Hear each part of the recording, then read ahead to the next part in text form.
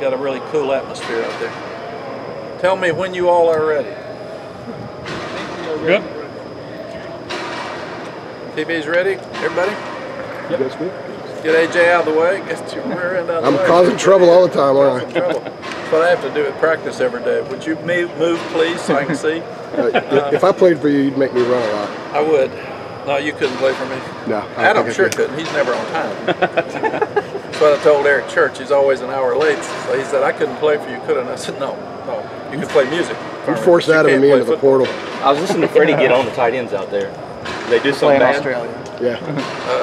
When you got 120 of them, somebody does something bad about every play. So that's the miserable part. He was letting them have it.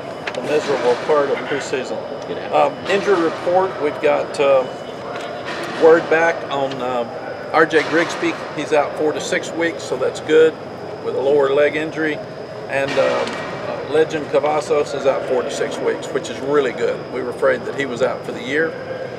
So it's what happened with Antoine Green last year at this time of the year, and he actually played against Notre Dame in the 4th or 5th week. So that's great news with both of those young guys. We've got a lot of guys that, like everybody else in the country, that are banged up for preseason practice, and some are in, some are out. You get one day, and then one's sick, and one's got a sore ankle, and one's got a sore hamstring. So a lot of that going on, so we don't report the day-to-days to you because they may be back tomorrow and they may be out for 3 days. That's just what we've got. Today was a heat index day. It was 88 to 90 something degrees. We worked outside most of the practice because they've got to get used to the heat. The first 3 games we'll have will be in heat. We've got 7:30 in Charlotte on the turf. We've got 5:15 at home with App State. And we've got 3:30 with Minnesota. So we're going to have to be in the heat without question. Energy's been good. Focus is good. It's an older team. I told you I didn't like our energy and our focus 2 years ago. Last year I thought we had good energy and focus, and we did. This year's better because we got older guys, and the older guys get it. They've been good. They want to be great. So we've told them every day that it's what you got to do. You got to separate, and you got to do the little things right. We talked about C.L. Shepard coming and speaking. One of the things he said is we take for granted the little things, and they're so easy we don't do them right, and we don't step right, and we don't stay on snap count right. So it's just a false start. Well, that could kill you in a ball game. So we're working really hard to do all the little things right that we need to do to get better. Some of the guys working with the white team are moving up and working with the blue team. We've been working them a lot more together, and it gives you a better look at a guy that hasn't made the elite team yet, and how many plays you think he can play. And I'm asking the coaches in the scrimmage to give me the projected number of plays that they're going to play, and then make sure you hit that projection during a scrimmage, so we can start actually visually going through the routine that we would have in a game, because substitution is so hard, and it's so much harder now that you've got tempo, because defense can't substitute. I mean, as long as the ball is in play, the defense can't substitute. So it's very, very difficult to get a big guy out of the game when somebody's going fast and moving the ball. The focus on the offense, defense, special teams is the same. We want to run the ball better, and we've been doing that. I really like what I'm seeing in our running game. We got a great group of backs, probably 4 or 5 that could play just about anywhere. Limit sacks. We've still given up too many sacks, which means for a head coach you're miserable about something every day, but it means we're rushing the passer better. So I like that. We'll talk about that in a second. Tackles for loss. We have fewer tackles for loss with our blue team, and we have done okay in red zone offense. So all those things I feel like are progressing. Defensively, we've had more pressure. We've had more sacks. I still don't like what I'm seeing against the run. We've got to step up and do a better job stopping the run. And when you're working against a team on offense that's running the ball good, somebody's going to be walking out of here mad. So you can't please everybody. So, but we've got to improve against the run, which we know. We're getting more sacks. We're getting more tackles for loss. We need to force more turnovers. I mean, the offense is protecting the ball. We've done that since we've been here. but the defense has still got up. We've had a few interceptions, but we're not knocking balls loose, so we've got to knock balls loose. And red zone defense has been okay. It needs to improve. We feel like we've improved in our kicking game. Our kickers have been inconsistent. Our punters have been good, but we're working kicking game every day. And in the scrimmage the other day, we worked every phase live, and we worked it hard. We haven't done that always. A couple of position group thoughts. Connor Harrell's progressing. He's really improved, and we like what we see with him. We're working really hard on our quarterbacks getting the ball out of their hands. We've had too many sacks since we've been here. We've held the ball some. We get rid of it. We've got Clyde Christensen here that can show the guys Tom Brady video, and he got rid of the ball as quick as anybody in the country, and wasn't a guy that could run real fast, but he could shuffle his feet and get rid of the ball. So we're putting some of that on the quarterback. Running back battle's great. British Brooks has come back and looked really, really good. Caleb Hood's been healthy, and when he's healthy, he's been as good as anybody. And then Omarion Hampton's much more comfortable. Elijah Green started most of last year. So all those guys are good. And then you've got George Pettaway that's playing some in the slot now and at running back, so he's doing both because he's valuable, and we need him to be on the field some. Wide receiver rotation, we got some young ones that we're looking at. I'll talk about that in a second. And a few of the guys have been hurt. Depth in the offensive line, I can talk about when we look at depth chart as well. Okay, when I look at the depth chart, to help you guys, Diego Pounds is working some with the blue team at tackle. He's actually alternating, and that's important that we gain depth in the offensive line. Jonathan Adorno's working with the blue team some at guard. He's rotating in with Willie Lampkin and Ed Montelis. Ed's got his wrist fixed. He had a bad wrist last year, and he's playing much, much better. We said R.J. Grigsby will be back in 4 to 6 weeks. Willie Lampkin is playing backup center behind Corey Gaynor, along with Chance Carroll. So Willie's playing actually at guard and center. Willie's been a really good addition for us. We're excited that he's here and like what we see. So we said Willie'd play guard. Zach Rice and Travion Green are making improvement. They're getting some work, a lot with the whites, a little bit with the blues. So we need for them to keep coming because Travion had the hurt pec in the spring, had the hurt knee before we started in the fall, so he's been limited some, but we do think he'll be a good player. We said Connor Harrell's improved. Chris Culliver looks really good. You got to learn what to do. He's been here a month. But he's big, he's tall, he's fast, he's everything that we thought he was. He and Christian Hamilton both have looked really, really good in practice. And Doc Chapman stepped up. He struggled catching the ball until about a week ago, and something clicked for him, and he's caught the ball and been really good in space and looked very good in the scrimmage the other day. So we're excited about him. Defensively, Bo Atkinson stepped up. He's going to play some, so we're pleased with Des Evans. He's back to where he was before he got hurt. He's rushing the passer. He's playing with a lot of heart, but Bo will get some plays for us. Great to have Tamari Fox back. He's quick. He's explosive. We need explosive power up front. We need to penetrate. We need tackles for loss. He can do all that, so he is helping us. Amari Campbell right now would be the third linebacker. He's going to be a good player for us. And Amari would come in at either linebacker right now, so he'd be the third guy to play if Said or Power came out. And if Said came out, Amari would play instead of Power, and Power would move over and take Said's place. So those three are alternating. We need a fourth linebacker at some point. Tayon Holloway has been very, very impressive at corner. He's healthy. He's up to 189 pounds.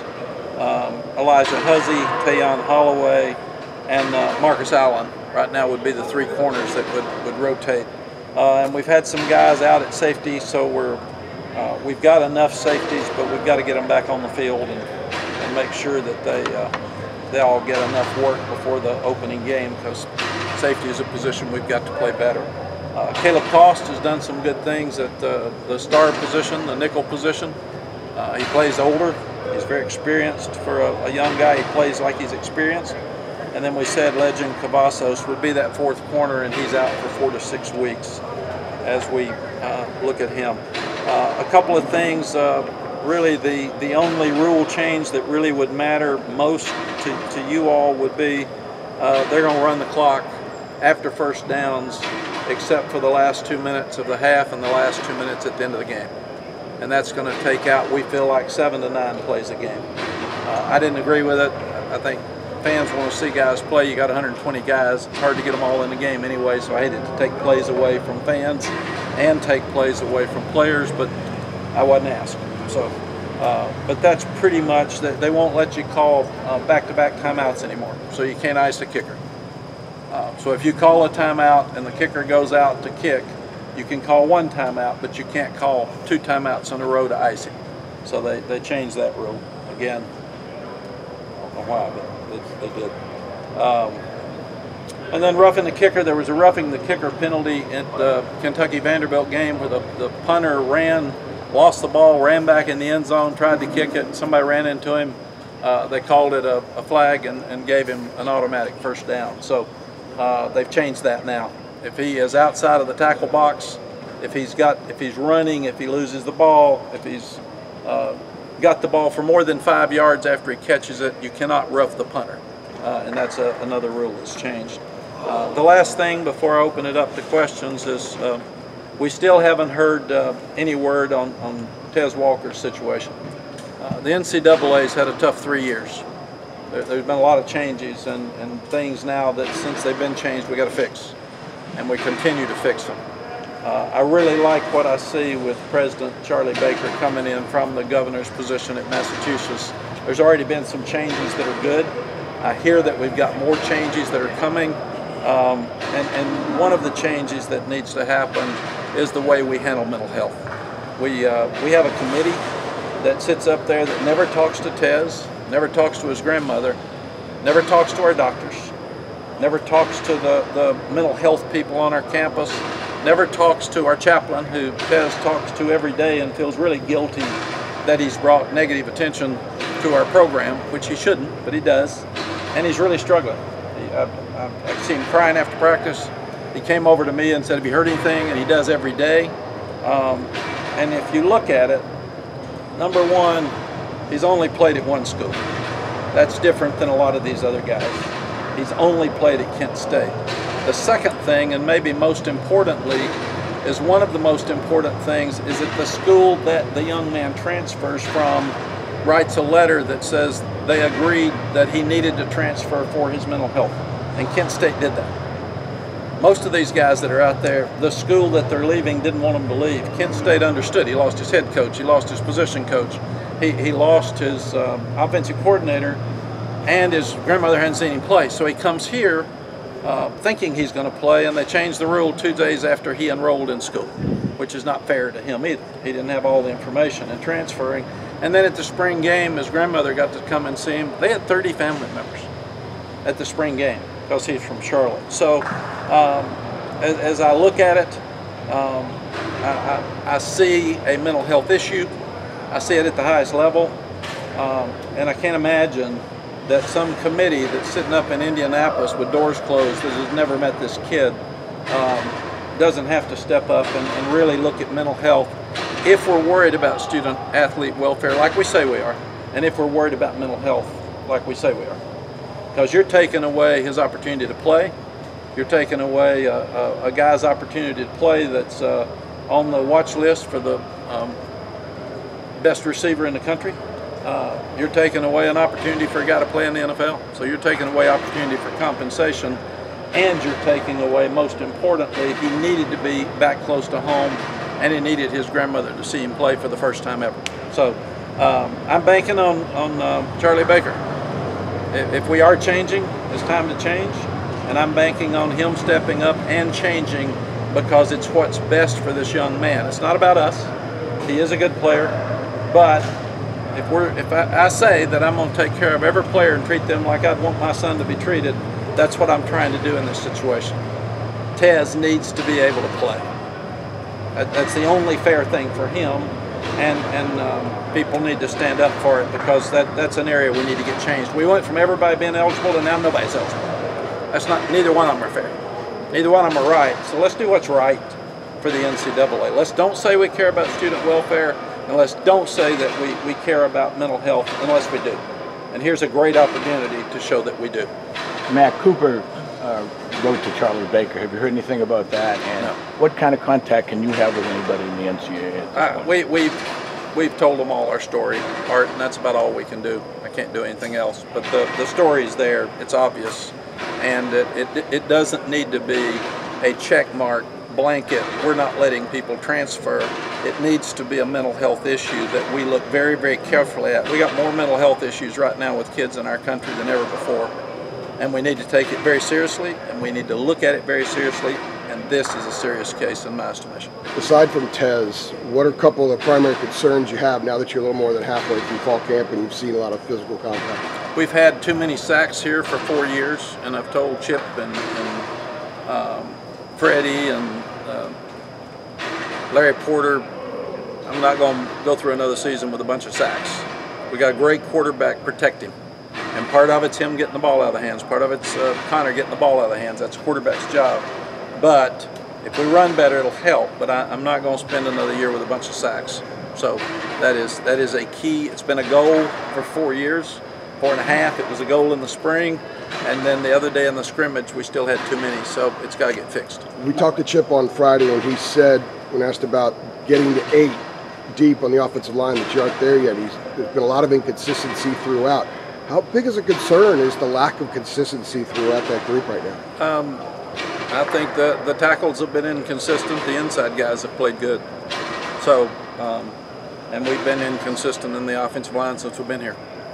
So we need to fix it. We've played with 5 or 6 every year we've been here. So you don't shut the season down if you don't have 8. You'd like to have 8, and more than anything else, you lose 3 or 4 of these for next year. So you got to have an offensive line that can step in next year as well. And that's why it's important that you see a guy like Travion Green step up. You see a guy like Diego Pound step up. And they are showing great ability at times and then inconsistency at times. And what we've got to do is just get consistent. Mack, right? And that's normal with young offensive linemen. Sorry about that.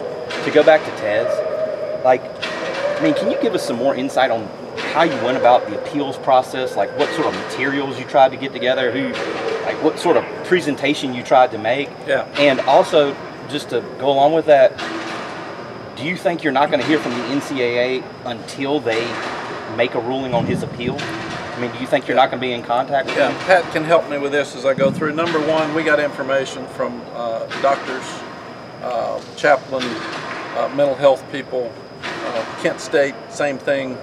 People outside of our department that he's met with. We got information from his family that have talked about how serious this is and how much we need it. We're pleading with the NCAA to make a decision because it puts more pressure on the young guy every day.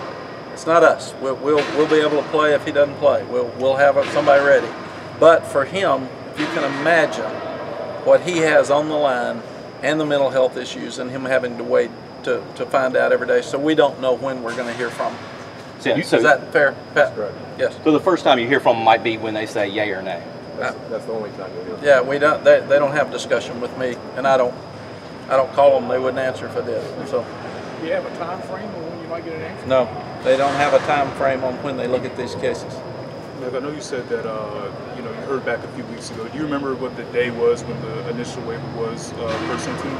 You remember when we were told that the waiver was denied? Has that been 10 days? Around? Denied, yeah, about 2 weeks. About 2 weeks. Do you remember when you first submitted it When would we have submitted Way it? before that. Like a month? Like June? Way before that. Way before that, so it was in the spring.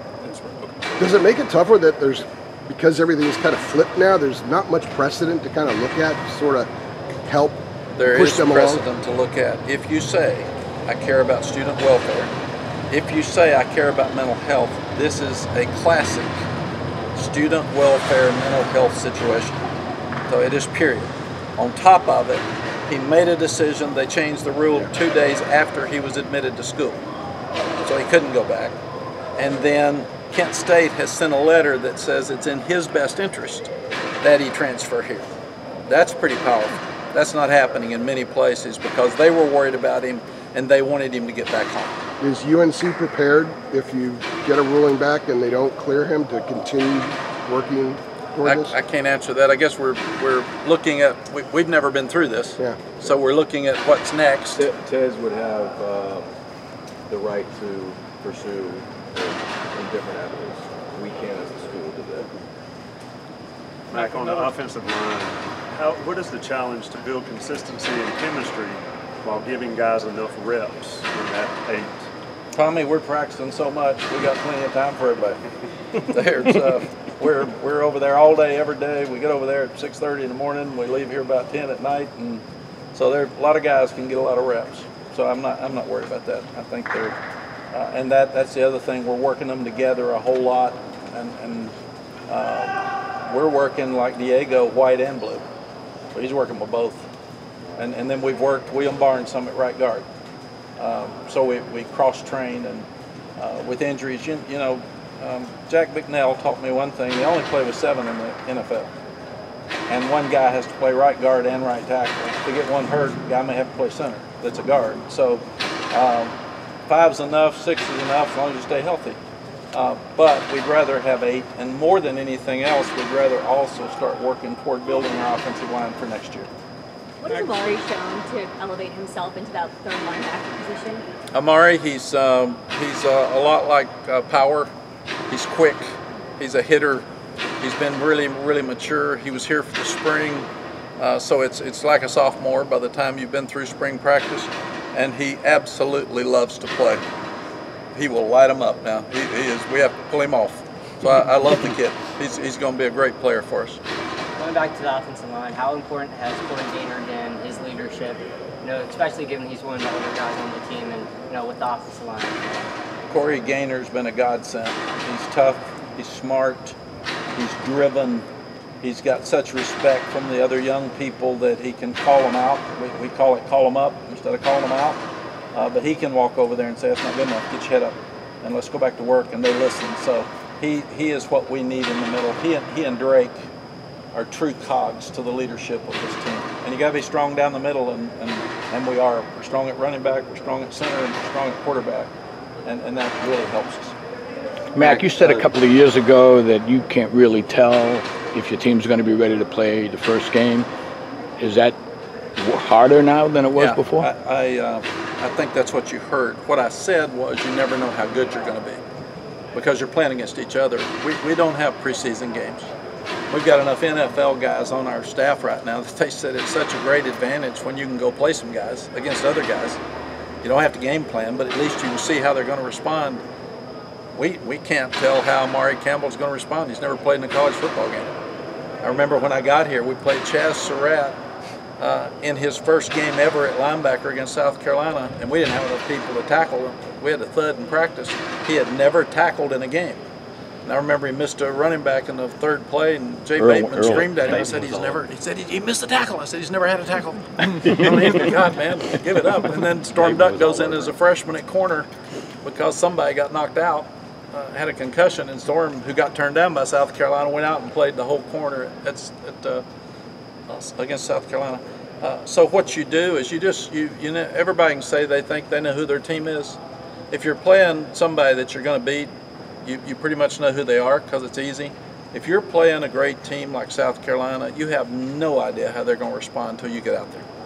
Mack, I'm sorry, Adam had one chip before. Well, you did say, not to contradict Art, but you did say you remember the Virginia Tech thing, you had a bad feeling. Oh, I think you know if they're not. Yeah. We didn't practice good. We looked bad. So I knew that. I don't know that you know when you're good. We have the ability to be good. We have older players. We're practicing well. They got to play well. You didn't tell us you were scared to death before going to Blacksburg. Oh yeah. You didn't say that. I told everybody every day, and nobody wanted to listen because we were 8th in the country, and media knows more than the coach. I mean, I was in media for 5 years, so I got it. So yeah. I was going to ask you, can a win over a team like South Carolina set the tone for the season? something like that, or is it just an opener? I mean, No, we have a lot of work to do after that. Yeah, a win would set the tone. A loss doesn't kill you because a lot of people think you're going to get beat anyway. And you'll know who your team is, and then you got App State coming right in. We only gave up 61 to them last year, so they're not a threat, right? And then you got Minnesota coming in, who was 9-4 last year and won another bowl game. So we've got our hands full. The great thing about this schedule is we'll know who we are after week 3 before we go to Pittsburgh and start the conference schedule. Mack, There are no give-me's in there. Can you update us on DeAndre Boykin, Stick Lane, and Will Hardy? Are they back at practice now? Are they not back at practice? Timetables, just how they're doing? Yeah, none of the 3 are practicing. They're stepping through. They're doing things. We feel like all 3 have a chance to play in the first game. Okay, but there is some. It's not a surefire thing. We feel like they all have a chance to play in the first game. Matt, what were some of You the... ought to talk to our doctors and trainers. That would help you understand. I never have an answer. Matt, So what do you think? He's doing better.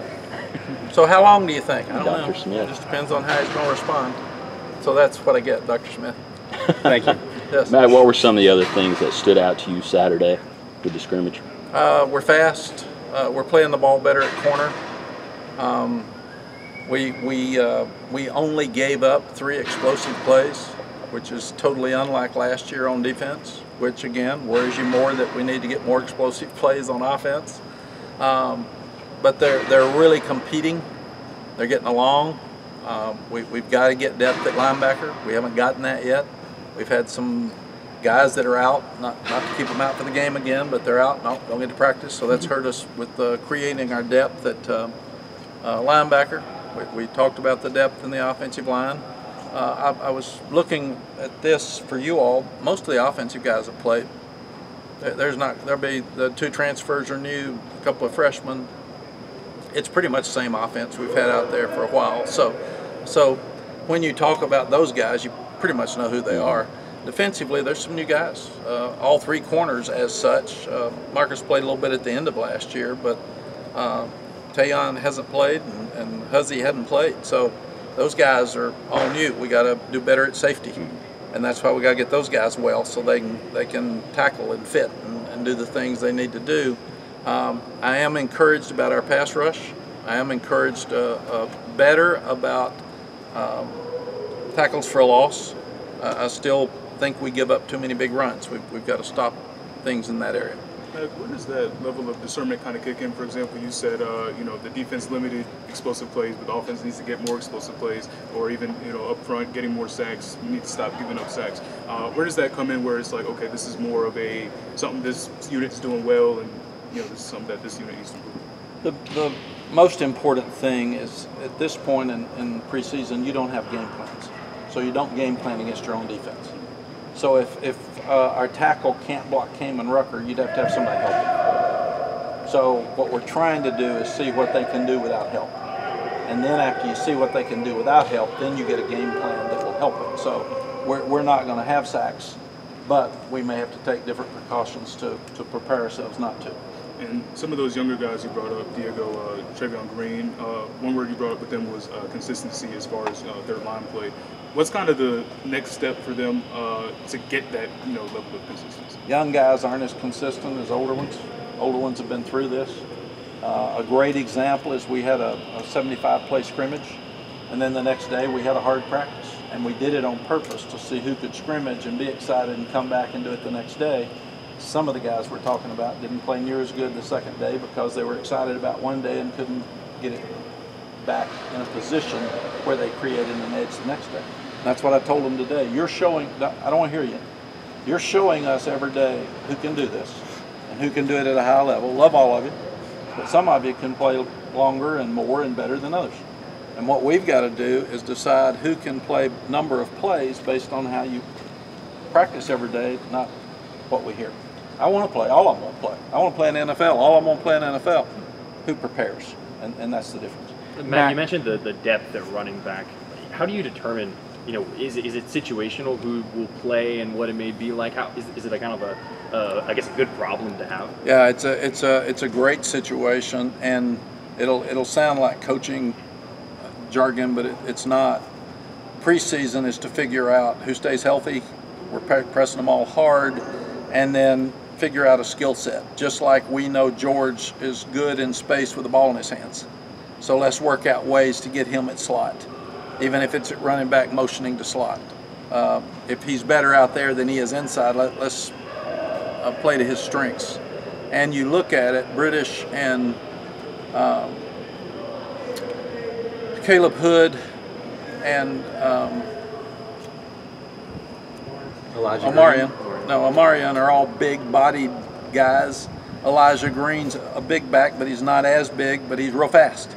So we've got to figure out in the overall scheme of things with our game plans who fits in there. And then you go back, Coach Moody coached running backs here and for me for a long time. And at one point we would go 5 plays with one and then bring another one in and go 5 plays. And then if there was a hot hand, he stayed in. And he played with the Leon Johnsons and the Curtis Johnsons and the Natron Means and the Randy Jordans because we had great backs. So we're trying to figure out what is that mix now. Do you leave them in? If you leave them in a series and you go 3 and out and then the next guy goes 12, it's not fair. So you've just got to look and who's best in short yardage, who's best on the goal line. So we're working really hard every day in this preseason practice to try to figure those things out. Mac, I'm doing a story on Drew Little, and he's been here since you've been here, and he's practically made every start. What is his consistency and longevity, a really difficult position meant to this program? Yeah, Drew's the first deep snapper that I've ever had on scholarship to start with. Larry offered him a scholarship, and I thought, never offered a deep snapper before. And he's had a great snap every time since he's been here. And he's gotten bigger and he's gotten stronger and he's really a force in our coverage now. He's a leader, he's confident. So Drew's sure earned his scholarship. He's been more than worth it. Matt, who are some guys that in the event Tez might be ineligible, that in that wide receiver room that you're confident can step up and fill that void? You know, when you look at those guys, you've got J.J. Jones has played a lot. You've got Gavin Blackwell. You've got Colby Pesor. Make sure I don't miss one. You've got Christian Hamilton. You've got Andre Green.